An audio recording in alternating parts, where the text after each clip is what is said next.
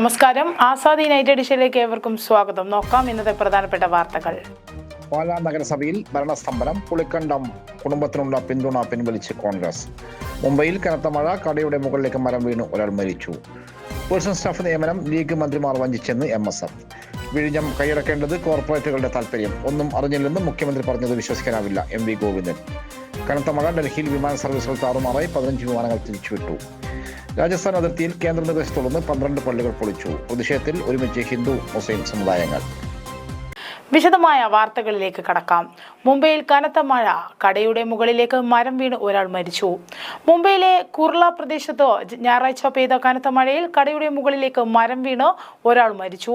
കുർള വെസ്റ്റിലെ നൌപാഡ് പ്രദേശത്തെ ഹിന്ദി സ്കൂളിന് സമീപം ഉച്ചയ്ക്ക് 12:40 സംഭവം നടന്നതെന്ന് 63-കാരനായ യൂനുസ് കുന്താവലയാണ് മരിച്ചത്. ഒരാഴ്ചക്കുള്ളിൽ മഴക്കെടുതിയെ തുടർന്ന് നഗരത്തിലുണ്ടായ രണ്ടാമത്തെ മരണമാണിതെന്ന് നഗരസഭ ഉദ്യോഗസ്ഥർ പറഞ്ഞു. കനത്ത മഴയ്ക്കിടെ മരം കടപുഴകി യൂനിസ് നിന്നിരുന്ന കടയുടെ മുകളിലേക്ക് വീഴുകയായിരുന്നു. ഗുരുതരമായി പരിക്കേറ്റ യൂനിസിനെ അവശിഷ്ടങ്ങളിൽ നിന്നും പുറത്തെടുത്ത് ഉടൻ ഫൗസിയ ആശുപത്രിയിലേക്ക് കൊണ്ടുപോകുകയെങ്കിലും ജീവൻ രക്ഷിക്കാനായില്ല. അഗ്നിശമന സേന, പോലീസ്, ബസ്, നഗരസഭാ ജീവനക്കാർ എന്നിവർ സ്ഥലത്തെത്തി മരം നീക്കം ചെയ്തു.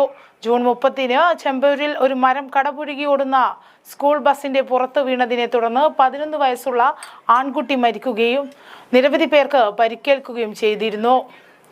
പേഴ്സണൽ സ്റ്റാഫ് നിയമനം ലീഗ് മന്ത്രിമാർ വഞ്ചിച്ചെന്ന് MSF.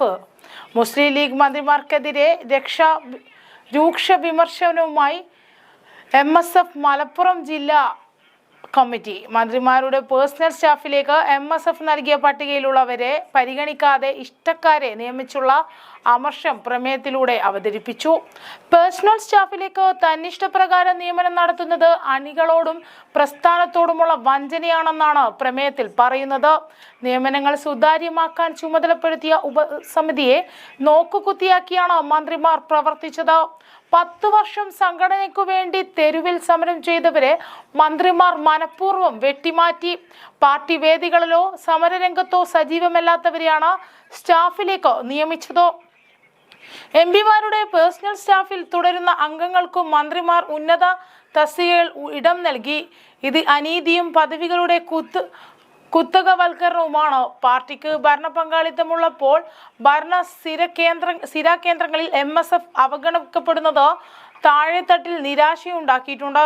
മന്ത്രിമാർ സ്വന്തം താൽപര്യപാത്രം സംരക്ഷിക്കുന്നത് പ്രസ്ഥാനത്തിന്റെ കെട്ടുറപ്പിനെ ബാധിക്കുന്നു. മുസ്ലിം ലീഗ് നേതൃത്വ നിയമങ്ങൾ പുനഃപരിശോധിക്കാൻ തയ്യാറാകണമെന്നും MSF ജില്ലാ സെക്രട്ടറി അഡ്വക്കേറ്റ് ജസീൽ പറമ്പൻ ഒപ്പുവെച്ച പ്രമേയത്തിൽ ആവശ്യപ്പെട്ടു. K. ദാമോദരൻ, വൈക്കം മുഹമ്മദ് ബഷീർ അനുസ്മരണം നടത്തി. APJ അബ്ദുൽ കലാം ലൈബ്രറിയും നന്മ കലാകാരന്മാരുടെ കൂട്ടായ്മയും ചേർന്ന് K. ദാമോദരൻ, വൈക്കം മുഹമ്മദ് ബഷീർ അനുസ്മരണം നടത്തി. നന്മ ജില്ലാ സെക്രട്ടറി KV മോഹനൻ ഉദ്ഘാടനം ചെയ്തു. K. ദാമോദരനെ അനുസ്മരിച്ച് ലൈബ്രറി കൗൺസിൽ മേഖലാ പ്രസിഡന്റ് EK സിറാജും വൈക്കം മുഹമ്മദ് ബഷീറിനെ അനുസ്മരിച്ചു VK അഷ്യാന അഷ്റഫും സംസാരിച്ചു. APJ library secretary PK Baiju, K. Sindhu എന്നിവർ സംസാരിച്ചു. നന്മയുടെ അംഗത്വ വിതരണോദ്ഘാടനം ജിജു കൃഷ്ണന് ID കാർഡ് നൽകി KV മോഹനൻ നിർവഹിച്ചു.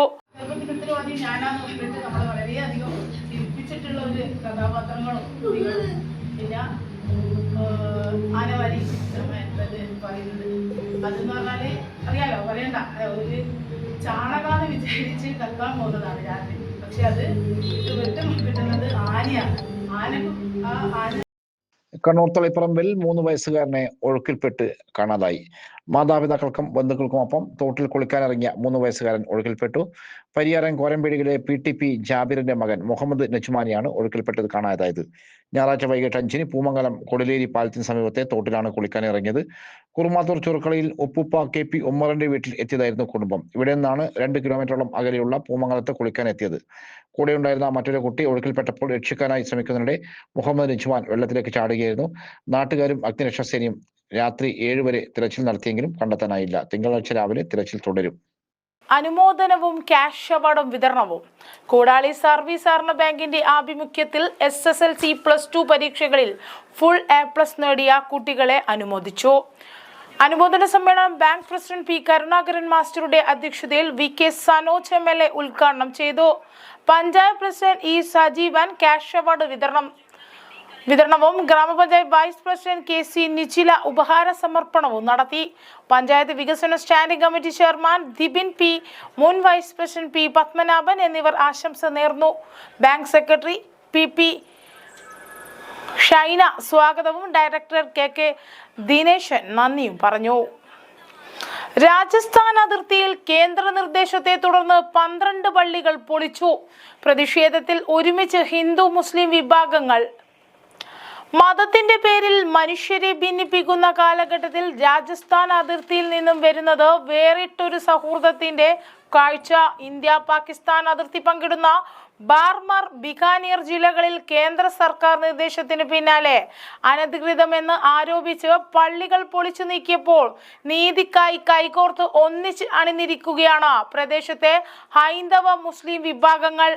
ഒരു മതവിഭാഗത്തെ മാത്രം ലക്ഷ്യം വെച്ചുള്ള നീക്കത്തിനെതിരെ വിശ്വാസങ്ങളുടെ അതിർവരമ്പുകൾ മായ്ച്ചുകൊണ്ട് ഗ്രാമവാസികൾ ഒന്നടങ്കം പ്രതിരോധം തീർക്കുകയാണ്.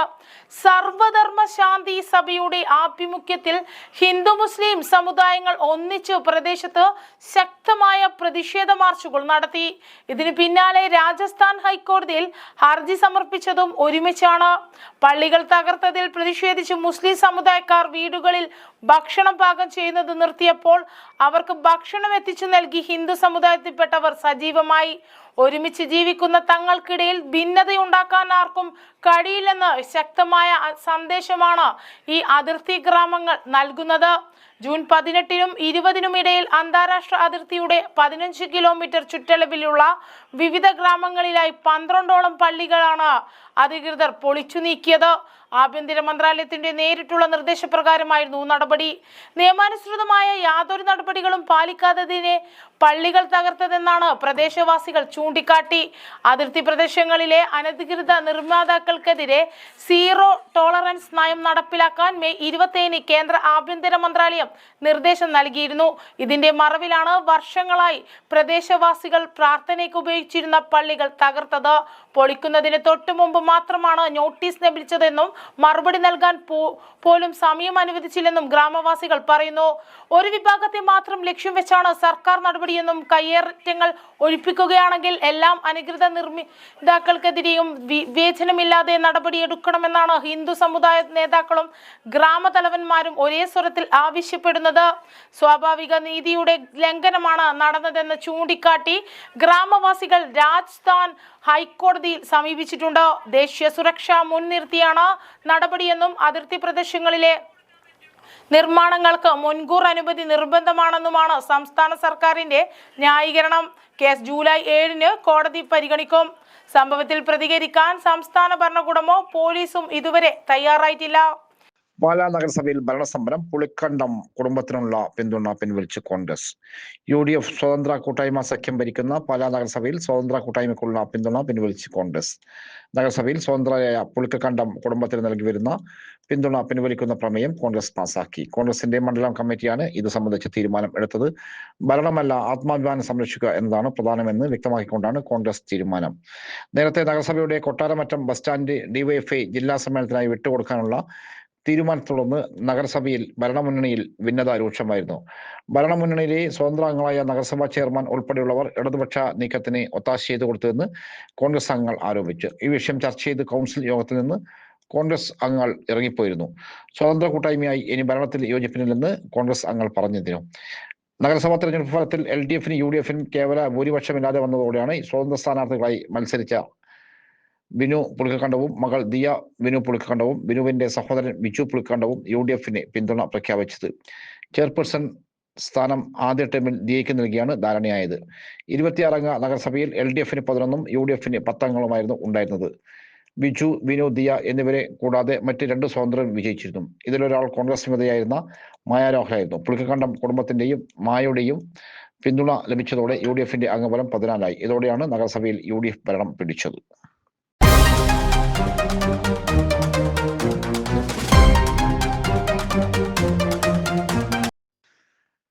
കണ്ണൂർ ജില്ലയിലെങ്ങും കണിക്കുന്ന വീഥികൾ ഒരുക്കുന്നതിന്റെ ഭാഗമായി മയിൽ പഞ്ചായത്തിൽ കണിക്കുന്ന വീഥി ഒരുങ്ങുന്നു. പഞ്ചായത്തിലെ വേളം ചെക്കിക്കടവ് റോഡരികിൽ കണിക്കുന്ന തൈകൾ നട്ടുപിടിപ്പിക്കുന്ന പദ്ധതിക്ക് തുടക്കമായി. മയിൽ പഞ്ചായത്ത് പ്രസിഡന്റ് CC വിനോദ് ഉദ്ഘാടനം ചെയ്തു. Technicians and farmers coordination society president EK Somasekharan അധ്യക്ഷനായി. ടാഫ്കോസും പെരുവങ്ങൂർ ചെക്കിക്കടവിലെ പുലരി സ്വയം സഹായ സംഘവും ചേർന്ന് ചെക്കിക്കടവ് മുതൽ പെരുവങ്ങൂർ വരെയാണ് തൈകൾ നട്ടത്. സൊസൈറ്റി കാർഷിക സമിതി ചെയർമാൻ KC സതി, സ്വയം സഹായ സംഘം president Kunnampurath Lakshmanan, secretary MV Purushothaman, MM Karthiyayani, Anoop എന്നിവർ പ്രവർത്തനങ്ങൾക്ക് നേതൃത്വം നൽകി.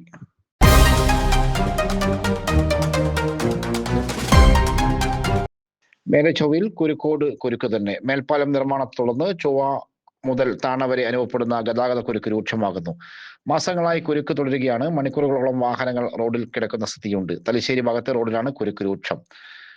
നിലവിലെ റോഡിന്റെ മധ്യത്തിൽ ഫയറിംഗ് നടത്തുന്നതിനായി വാഹനങ്ങളെ ഇരുവശത്തൂടെയാണ് കടത്തിവിടുന്നത്. കണ്ണൂർ ഭാഗത്ത് നിന്ന് വാഹനങ്ങൾക്ക് 3-4 വരിയായി ചൊവ്വ കവല കടന്നു വരുമ്പോഴാണ് കുരുക്ക് രൂക്ഷമാകുന്നത്.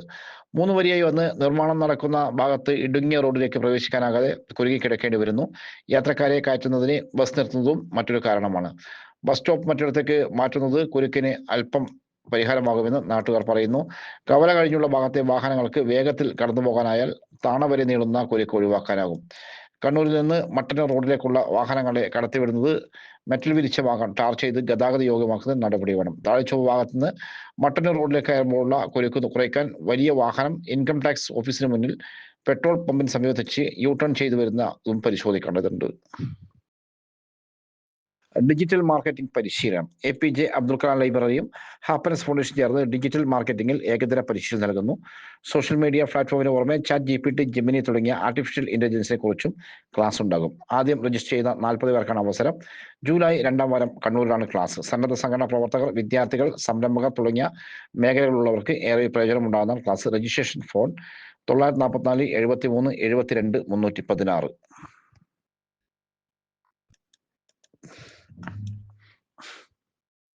നൃത്ത മത്സരം 3ാം ക്ലസ്റ്ററിന് അപേക്ഷ ക്ഷണിച്ചു. Happiness foundation APJ Abdul Kalam library സംഘടിപ്പിക്കുന്ന ഡാൻസ് ഫെസ്റ്റിവൽ 3ാം ക്ലസ്റ്ററിലേക്ക് അപേക്ഷ ക്ഷണിച്ചു.